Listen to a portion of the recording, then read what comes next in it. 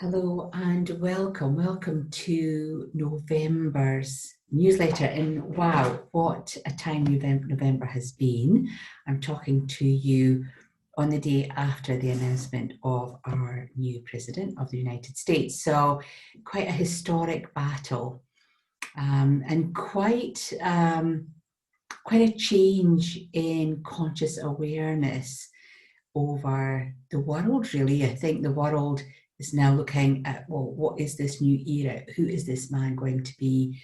What's he going to bring? And how's that going to affect me? I suppose for me, October is, it always has been a month of change. I think it's that process where we're into the last quarter of the year, the end is almost in sight. We are tidying up some loose ends, or we are planning what we're going to be doing over the next few days and weeks. And that in itself can make us feel a little bit scattered, a little bit stretched. I think this year in particular, with the pandemic, we've all been feeling really stretched. We've been feeling a little bit compromised, a little bit unsure. We've had to change. There's been no doubt that we've had to change. We've changed maybe our jobs, our way of living, our relationships have changed, our homes have changed, our countries have changed, the world has changed. And so I think in reflection, I came into October and it was about being less scattered, about becoming self-reliant. It was about bringing in that process of self-preservation. I can't change what is happening on a global scale, but I can make decisions that can impact on a national scale, and I can make decisions that can impact on my own personal level. So in October, it was all about our vote here in New Zealand, and people were voting differently, not necessarily for the, how can I put it? They weren't necessarily voting on, well, I always vote this or I always vote that. What they were voting on was the best person that would help us with self-preservation and help us become resilient and reliant on our own. So with us here in New Zealand, lots of people were changing to vote for consistency, continuity, a sense of safety, a sense of feeling looked after, but not necessarily ingrained political perspectives. And I think as I look at the results, and I know they're still coming through for America, there are some places where people who maybe wouldn't have voted before, because I think my husband has sort of said, well, the no votes won, did not vote won the last time round. People just were complacent.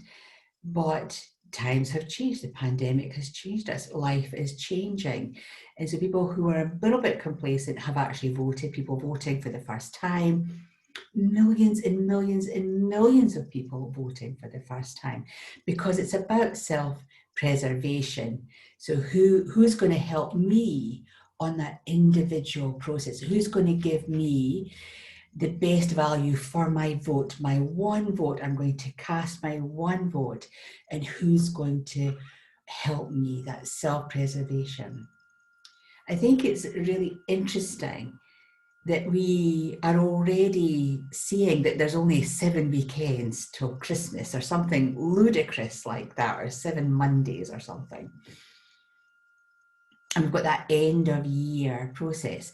And so we tend to put ourselves under a huge amount of pressure. I've got to get this done. I've got to get that done. And that sense of dread, or that sense of overwhelmedness, can really become quite unbearable at this time of year. And of course, Christmas will be different. We will maybe be having physical meetups with family. We'll be having our own little bubbles, be it here in New Zealand, or families would come and visit, or you would go and visit family. So wherever you are in the world, Christmas is going to be different.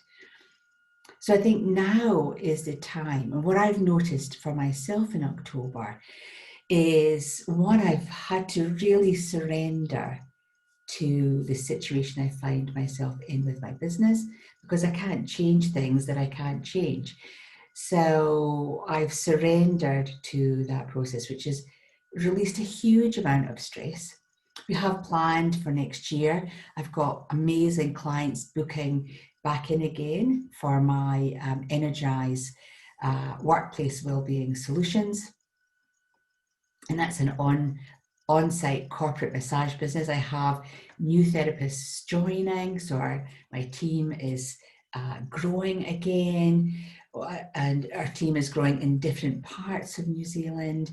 Our clients are coming back because they need that wellness. Their staff need that 20-minute massage of just chill out time out time.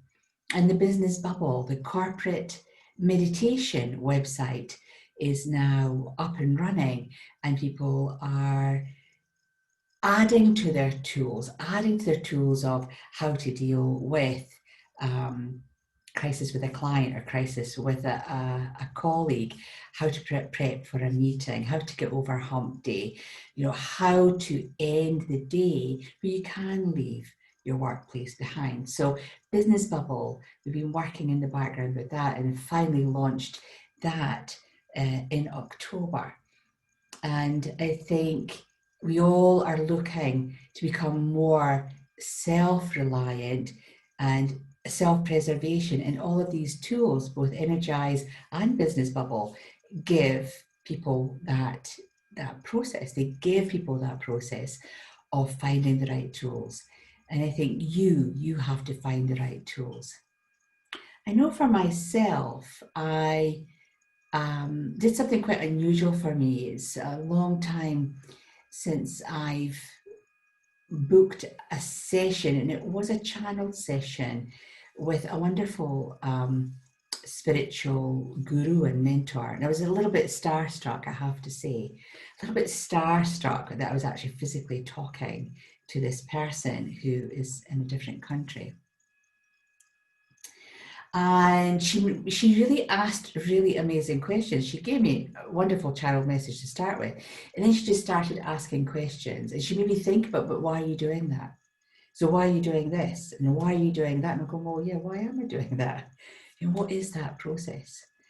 And one of the things that really came through for me was my love of teaching. I gave up my personal sessions to focus on teaching and focus on the Phoenix Light Academy.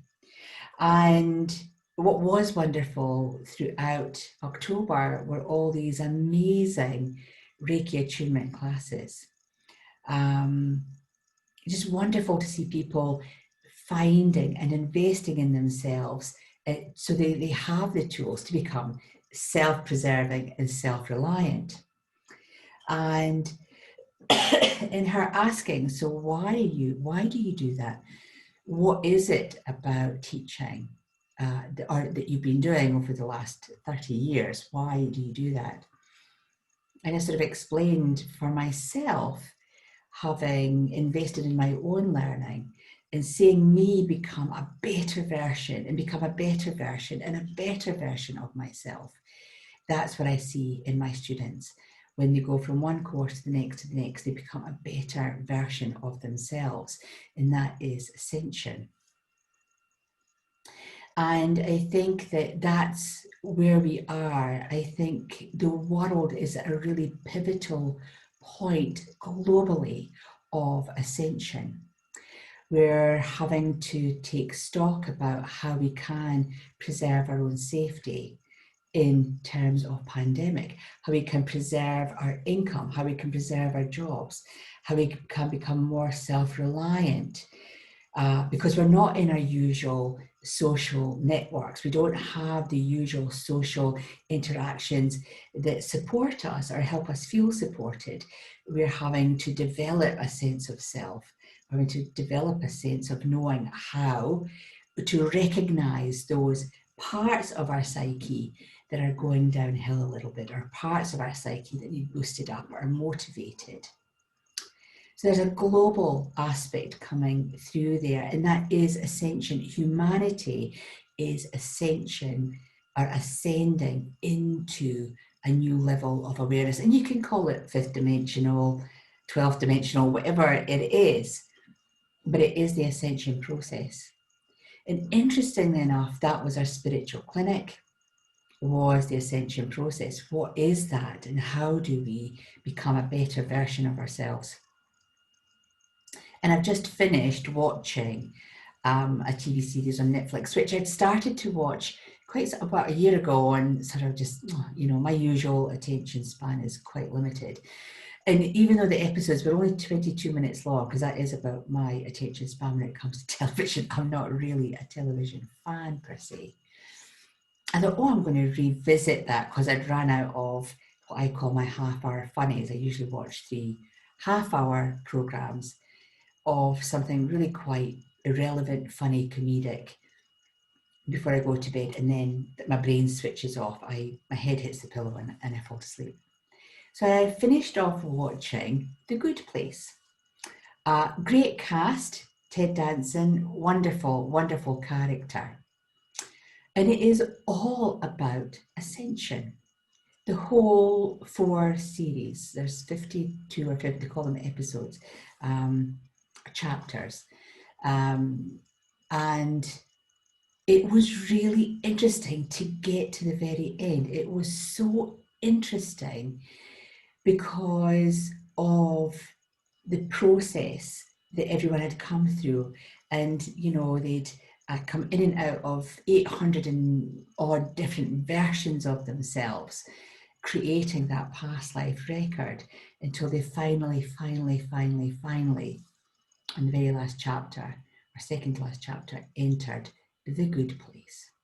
I won't give any more away because some of you may want to go and watch the program. As I say, it's a brilliant cast, very, very, very well written, but it's a wonderful take on Buddhism, on ascension, on past life processes, on personality types, and seeing our own faults, actually being confronted with the not so nice parts of who we are.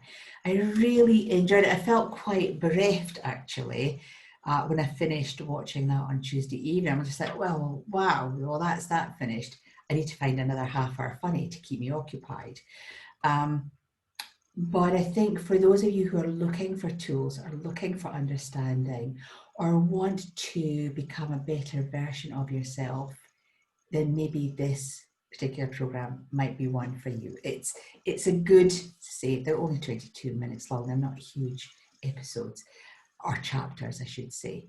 But I thoroughly enjoyed that, and I might watch season 4 again, because season 4 is really, really quite deep in terms of human and the human experience and what that means, and actually how lucky we are to have a human experience. It might be difficult at times. It might be confronting, and it might be hurtful and painful, but the human experience is very individual to us. And on some level, we are lucky. We are lucky to be here, living a mortal life and having an understanding of what that would feel like. So thinking about October, self-protection, self-preservation, self-reliance all came through, and having this mentor session with this amazing channel, it's made me come back to self, made me come back to why am I doing and what am I doing. The upshot of all of that is that the decision I made in March to pull my energy back, to focus on myself, to focus on my dream, creating my dream, teaching my passion, being passionate about what it is that I do, well, I finished some of that. I've actually created some of that. Just finished that on Thursday, I think it was, or Friday actually. And so excited to announce that the teacher training program, the Phoenix Light Academy, is now starting its on life incarnation. This is the 4th or 5th incarnation, different platforms, different apps, different methods, different techniques, because the digital world changes so quickly. So you've got to keep up with it. So we're going to launch the divination pillar and the crystal healing teacher training program, the crystal healing pillar, on Black Friday. Wonderful discounted prices on that. There is payment plans there for those who are interested and want to pay up over a few months rather than just all in one go. And this is you, maybe it's time for you to change. Maybe it's time for you to launch into a new career. Maybe you're already teaching and you've got a whole database of students going, so what's next? Because that's what happened to me. So what's next? What's next? So everything that you need to add to your esoteric and metaphysical business, or to create an esoteric and metaphysical business, is there.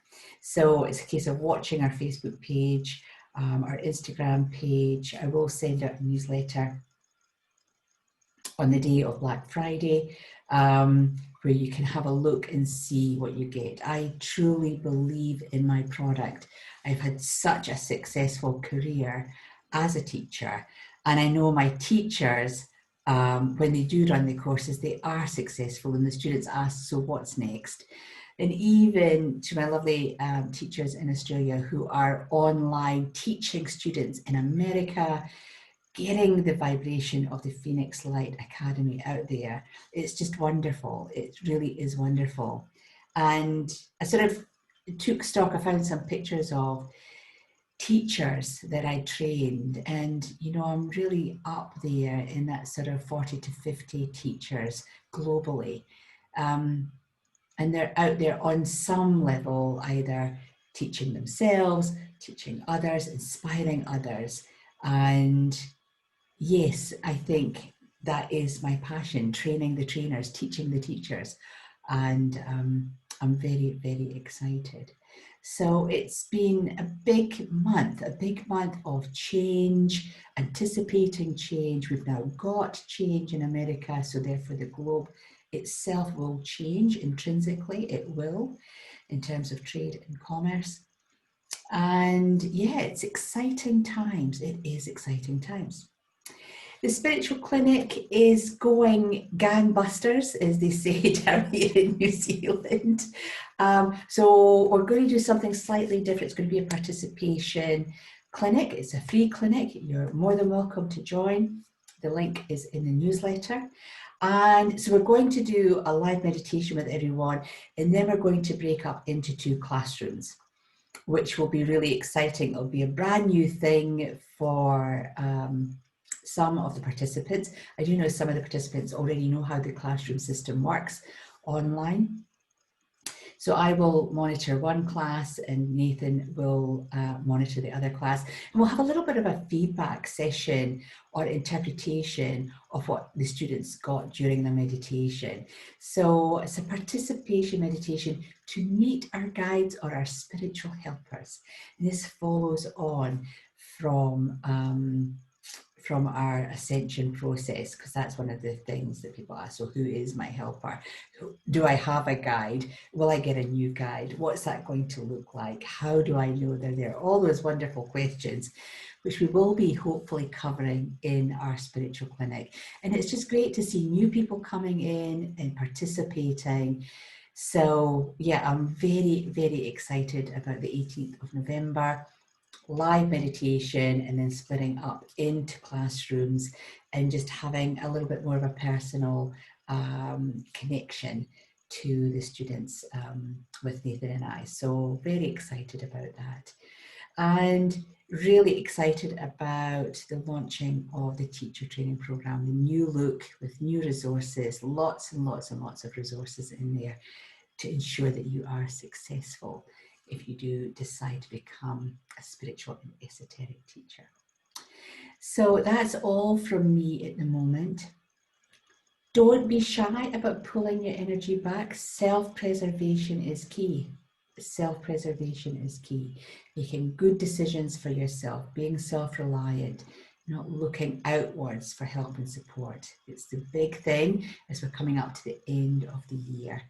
And it'll be interesting to see what November brings with this global shift of energy and conscious awareness. So be good to yourselves, keep calm. Keep calm and honor yourself is my screensaver today. So please do that. Please do that to yourselves or for yourselves. And we'll see you in our newsletter next month. Until the next time, take care for now. Bye.